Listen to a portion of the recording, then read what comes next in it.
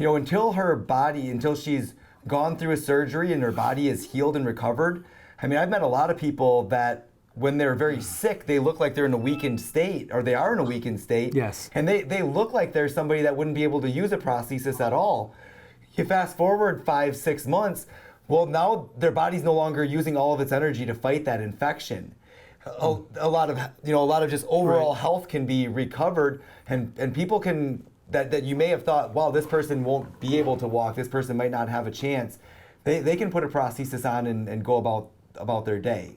So that's one facet of it. But then the other facet of it is, I mean, we're obviously advocates for a prosthesis and for amputees, empowering people that have lost a limb and all those things. But some of that empowerment can also happen in a wheelchair.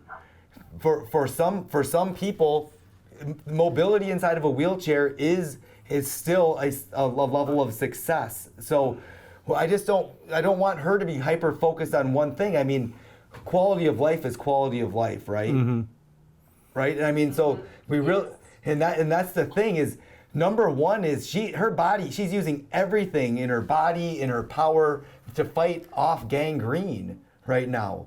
That just affects your disposition. Mm-hmm. It affects everything so much that just by eliminating that, now there's the potential to regain control of your life and to do those things, whether it be through walking, whether it be through being mobile in a wheelchair, whatever that may be. There's still so much potential on the other side. We see too often. I mean, again, you don't want to set her up for false hope and say, yeah, everything's going to be great because somebody did say that. But you were talking earlier about you need to be a glass is half full person right now. We can't focus on these things. We have to hope and work towards the positive instead of, because this is still ongoing.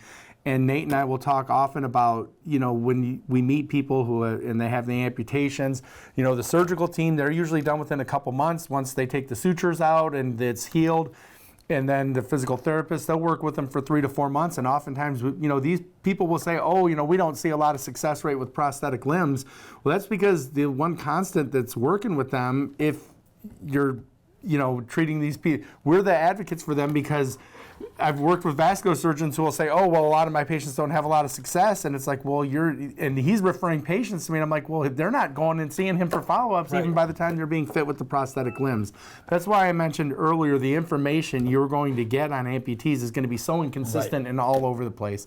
So what Nate said, it's not... like I said, it's too early to make that determination because once she's healthy, we see people do a complete 180, and that's not just sometimes. It's all the time. She's sick, and she's going through a lot of things. And when she comes out the other side, then she's going to start to recover, and you have a better idea what you're really dealing with. So you still need to stay optimistic, no matter what people say. Fight for, ask the right questions to different doctors and things, because everyone is different, and people will surprise you once they get healthy. And if they've got the will, like I said, we've just seen all kinds of success stories. So.